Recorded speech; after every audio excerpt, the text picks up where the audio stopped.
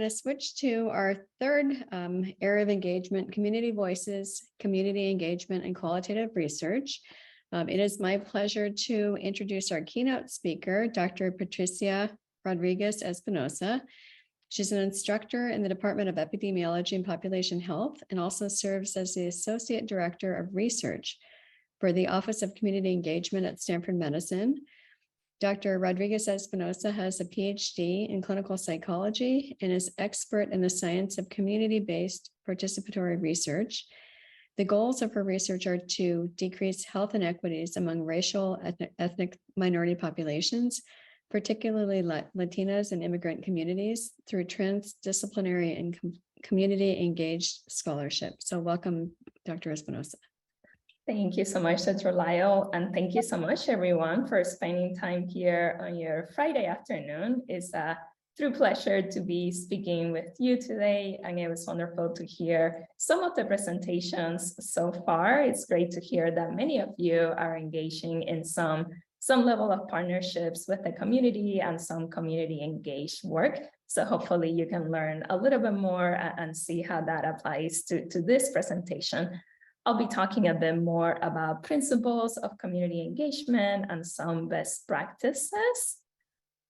We'll talk a little bit about a definition of community engagement and what it is for those of you who might be less familiar with it, but we'll spend most of our time thinking about how can we apply frameworks for community engagement, in particularly community-based participatory research, to guide the research as well as to guide evaluations, and talk a bit about what do we mean when we talk about equitable partnerships and what are some of the best practices involved in that work. So maybe we can start a bit at the beginning, thinking about what is community engagement, who are we talking about engagement, and why? So we really mean the process of working in collaboration with a variety of groups or interested parties that have some relevance to an outcome or an issue that we are trying to address. And for the purposes of this presentation, we're talking, or I'm talking about how do we work with one another in research. Several of you talked a little bit about this piece of when we think about stakeholders or interested groups, who are we really talking about? Today, you'll hear me say things like partner or community partner, but that can mean a variety of groups depending on your work and depending on the issue that you are addressing. Here are just a few examples of them. They could be patients or caregivers who are impacted by the issue. Many of you might be working with birthing individuals, with their significant others or caregivers. This can also be providers, staff. Dr. Main, for example, talk about engaging with nurses. I do a lot of work with community-based organizations, especially at the local level, who are providing services in a particular space or are advocacy groups. Many of you might be working with healthcare systems, public health departments as well. And many of us like to engage as well with decision makers, thinking about how can we engage with those who have the powers to actually move the needle and implement many of the things that we are recommending. So engaging with policymakers and others. So this is really engaging with the groups that are most relevant to your work. Here's a more detailed definition of community engagement. We're thinking in particularly about the collaboration between institutions of higher education, including Stanford, and our larger community outside of our walls.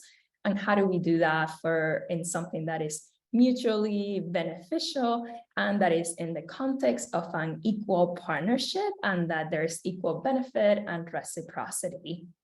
I also wanted to highlight that community engagement can happen in many spaces. I do a lot of work in community engagement that is research related. Many of you spend a lot of your time in research, which is at the bottom right here, but there are many other ways in which we can think about community engagement. Education is one of them, clinical care, something that our institution also does a lot of.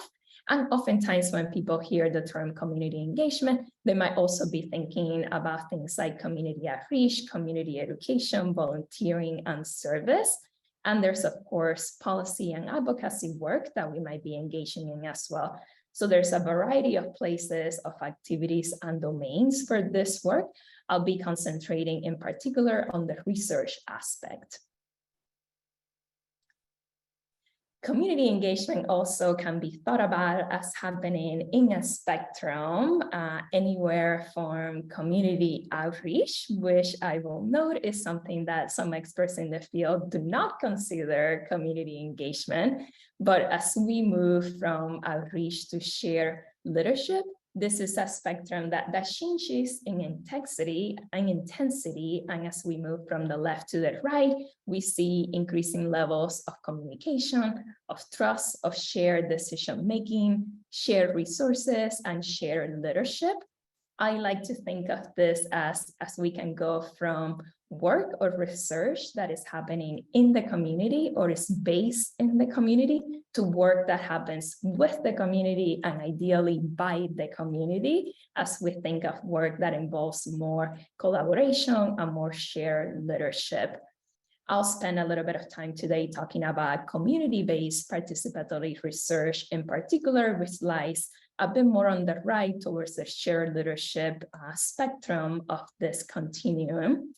But this is something that is dynamic as well. A particular project or your work can be in different of the stages at different points. We know of some work, for example, that might be more formative at the beginning, that it might be a bit more of consultation, for example, of outreach or understanding an issue or understanding community voices and their expressed need for solutions. But that work can then move along this spectrum and eventually be some work that might be work that is considered more equitable or that involves more shared leadership.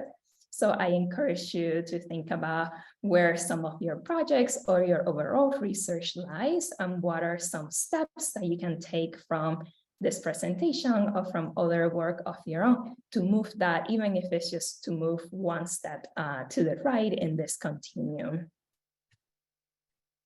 I mentioned that I'll be speaking primarily about community-based participatory research, which is one of the most well-known and that has some of the most well-known literature within community engagement. There are many definitions of CBPR or community-based participatory research. This is one that I oftentimes use in that this is a collaborative approach to research.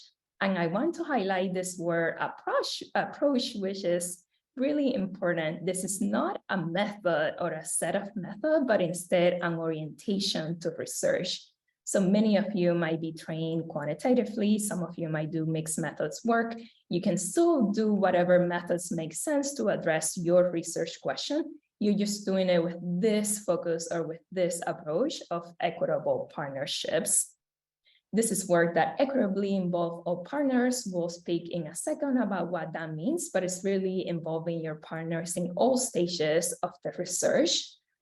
Work that starts with a topic of importance to the community. So this is something that is driven by the partners, not just driven by the academic interests or the funders. And that is really, there's an explicit aim of combining knowledge and action for social change to improve community health and eliminate disparities. So there's an explicit value of social justice oftentimes in this work. We think community engagement and CBPR can collectively overcome some of the challenges that we know plague some of our traditional methods or collaboration, including oftentimes issues of mistrust, in that some of the work that has been done in academia has created some real harm for communities, and that oftentimes our academic medical centers are not seeing as addressing the needs, especially of some of our local communities. We also know oftentimes our work lacks in sustainability. We go from study to study in terms of funding, but oftentimes we have some more difficulties translating our works into real programmatic or policy changes.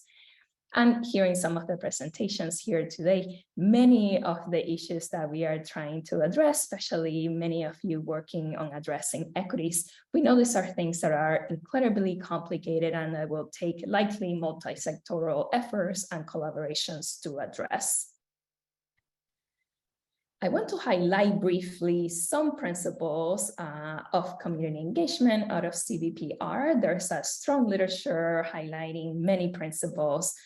Here are just a few of them and some that many textbooks and many books have in common.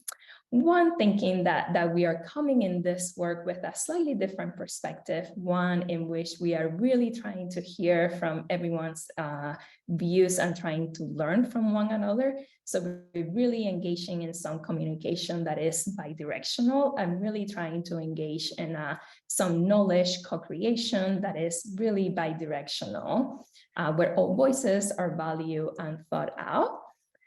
As I was mentioning, that many of the issues that we work is, especially issues related to systemic racism or trying to address inequities in birth or severe maternal morbidity or mortality, would likely require long-term efforts. So oftentimes these partnerships are long-term partnerships where the groups engage in multiple projects and multiple efforts. The specific individuals involved might change over time, but the group shares this long-term commitment to the issue.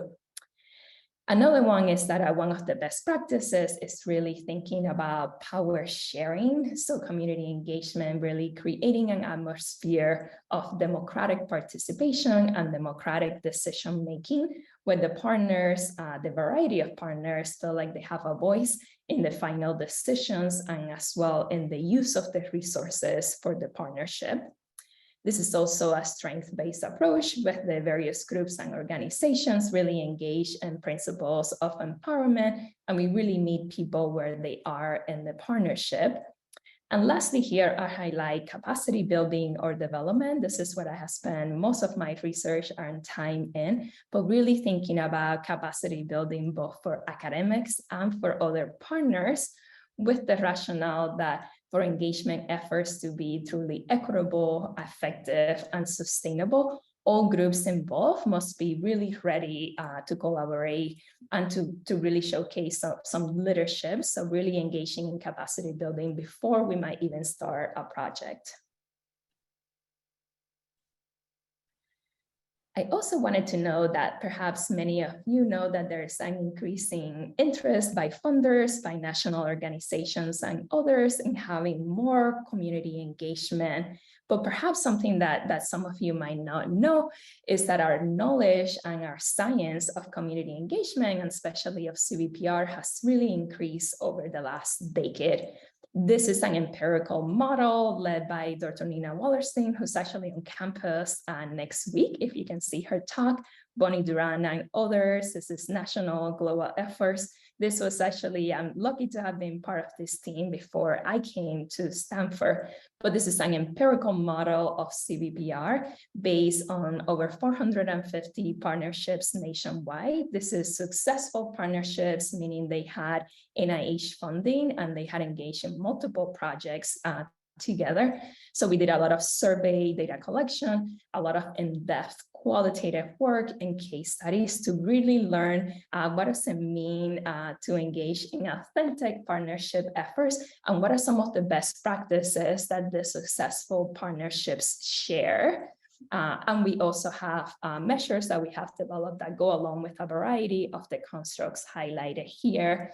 This is a model, and I'm happy to share more resources outside of this talk, but a model that groups can use at the start of their project, out of their partnership to plan ahead, as well as existing partnerships can use it to evaluate and improve their current efforts.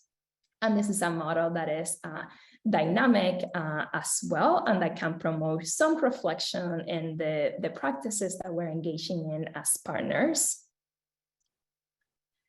I'll highlight briefly some of the different components. We oftentimes encourage groups to think first about what are the outcomes that they are trying to address, what is the issue, what are some things that they like to address both in the short term and in the long term.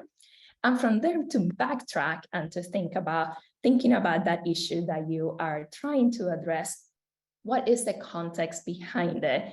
Meaning, what are the social, cultural, economic, political, and other factors that really ground this partnership, both in the local, state, or national issues? So really thinking in a way about what are the socio-ecological influence, both on the issue that you're trying to address, as well as on your partnership. These are some of the pieces that you see at the top and in the middle, but it also really involves thinking about capacity and about readiness, again, for the academic team and for the other ones. Do you really have the capacity to engage together, and are you ready to do this at this moment? It also involves contending with oftentimes issues of trust and mistrust in our academic institutions. So contending with those and creating some trust and some building there before potentially engaging in the work. The model also involves thinking a bit about, once we have decided to engage in a project together or we have a partnership, really thinking thoughtfully about who is in the table and how are we presenting and engaging with one another. This involves thinking about the individuals involved and their characteristics. What are their skills that each of us bring to the table, our attitudes, our reputation, both for the academics and for other partners. And we've done a lot of work in developing both measures and constructs around what are those relationship practices that predict better outcomes. So for example, how are we creating a culture of trust? How are we creating space to engage in collective reflection, in discussion, in dialogue? Are we listening to one another, or do we have a system that it feels more hierarchical? As well as how does a partnership assesses or feels about the resource management? And do we have a system in place for democratic decision-making? In the case of a conflict, for example, do we have systems in place to address that? We also know that it matters to think about what are some of our structures.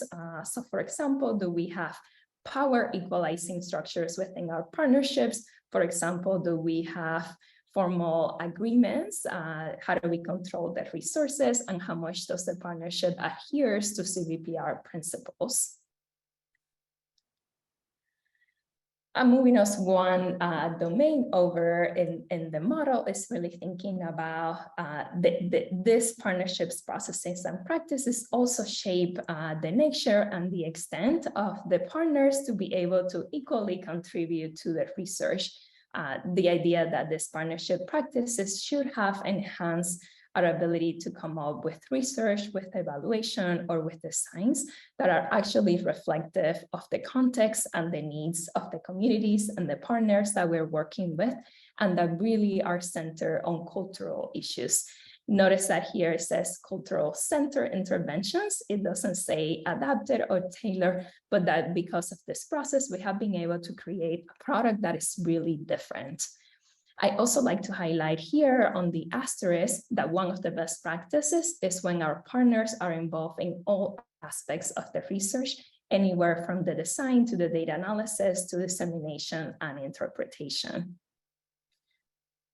And I'd like to end with helping us think a bit about some of the best practices that have come from this model and from this work. This is some of the work that I have done, as well as some of my colleagues, really utilizing this data to test this empirical framework and helping us think about a theory of change. And I'll leave you with some of there are many best practices that have come out of this work, but I'll highlight a few here for each of the domains that I just went over. When we think about the context that sets up a successful partnership, thinking about capacity development is one of the best practices, both at the beginning and throughout the project, really investing significantly on that to make sure that all partners have what they need to work effectively. And this is one of the practices that leads to more sustainability of partnerships, both thinking about skills, but also connections. And I highlight that connections with decision makers is one of those. I mentioned briefly before that when we think about what is the structure of our partnership, really working on formal agreements and formal structures that can equalize power. When we think about what makes an equitable partnership, this is part of those best practices. And one practical one is that partnerships that have formal agreements, whether it's in the form of memorandums of agreement or understanding partnership agreements, those partnerships tend to have better outcomes. Another practical one is thinking about how much money goes to the community, and that is one of the best practices of thinking about the percent of funds that goes to the community. I was pleased to see a recent application, a recent grant that I submitted to NIH. A requirement was that 35% of our budget went to the community. I think we did better. I think for ours, about 50% of our budget was for the community.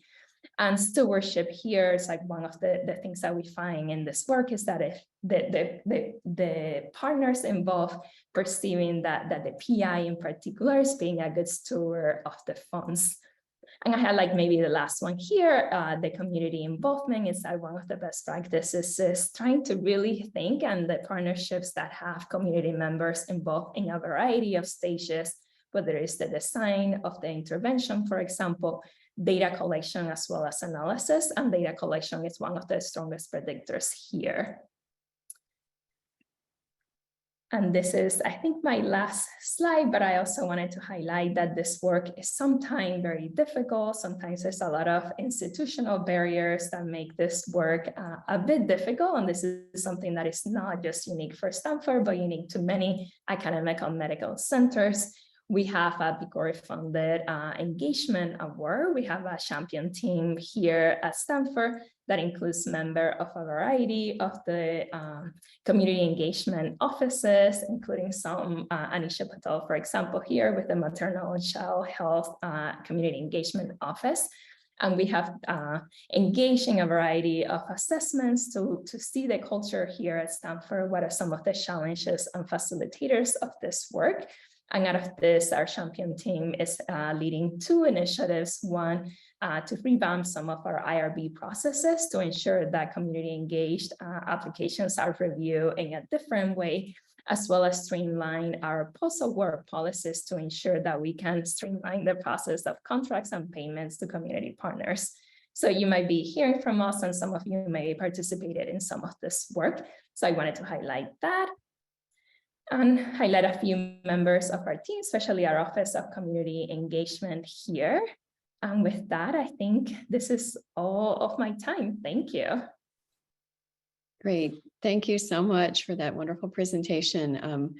Reminder, we're going to do all questions at the end. So please, if anyone has questions, please put them in the chat and we'll get to those after the next two speed talks. So it is a pleasure now to introduce Kata Nemeth. Kata holds a master's in public health administration and is the project manager at Black Wellness and Prosperity Center, where she's critical to moving community projects and partnerships forward. Prior to this, Kata was a Fulbright scholar and served at the European Free Trade Association, where she worked on several multi-year projects across EU countries. She's experienced in managing human rights and maternal health projects. And during her tenure with the European Roma Institute for Arts and Culture, Kata managed the implementation of complex programs. She's also served as a fellow in Washington, D.C., where she managed human rights and foreign policy portfolios. She's been a wonderful partner in our anemia work, and it is a pleasure to hear her perspectives. Thank you so much, Dr. Ryan. Thank you so much for this excellent keynote presentation. I'm hoping I'm not going to repeat a lot of things, but rather add some useful information. And thank you so much for having me. It's really, really great that we can share about some of our work while we are working with the community. And as you know my name by now, I am Kata Nemeth, and I work with the Black Wellness and Prosperity Center. Just a very little insert about the Black Wellness and Prosperity Center. We are based in Fresno, and we are a CBO and we focus on the unmet needs of Black mothers and babies, because that's where the biggest disparity is in Fresno County. And we want to serve the Black community and improve their well-being and prosperity. And I would like to talk about the work that we did together in partnership with Dr. Laya and the team. And thank you so much for several times referring to our work. And without this, without any further introduction, I'm going to share a video and the presentation, because that keeps me on focus. So let me just share my screen, and please let me know if you don't hear it or if there is something wrong with the video.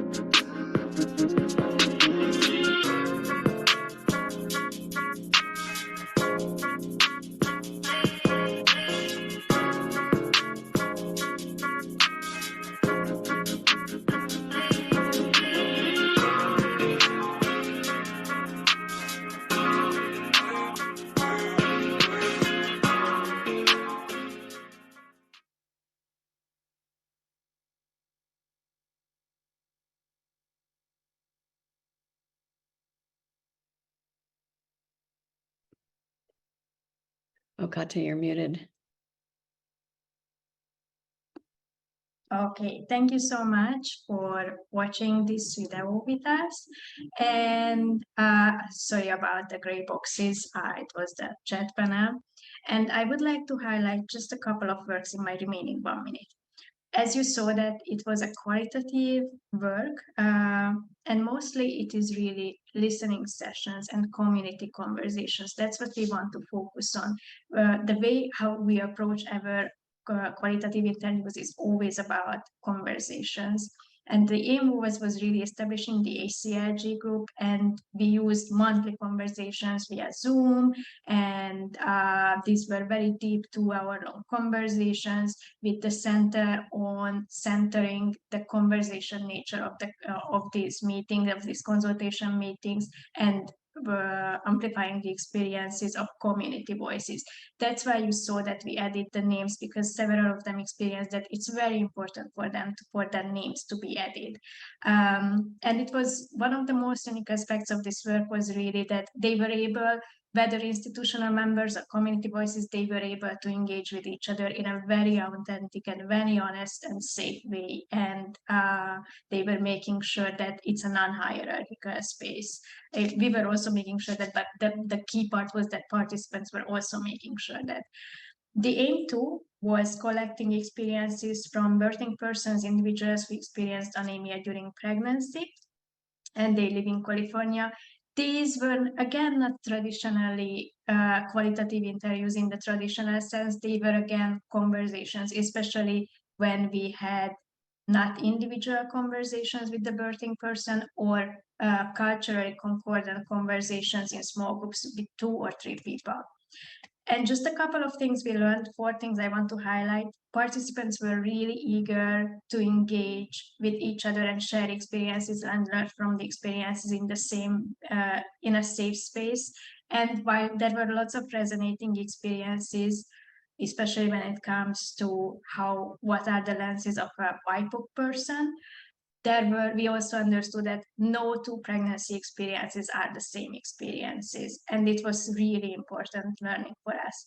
The other thing I want to highlight that participants kept voicing that there are lots of other important aspects. Anemia is certainly one thing that requires more attention when it comes to pregnancy care, but there are lots of other ways that make pregnancy care continuum whole. Mental health, wellness, and the holistic care of a person.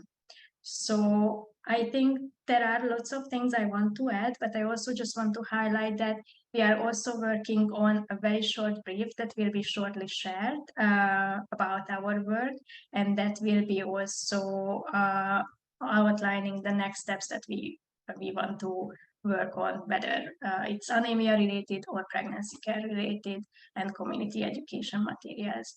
So thank you so much for the time and the attention. I hope I didn't go too much over my time, and I stop here.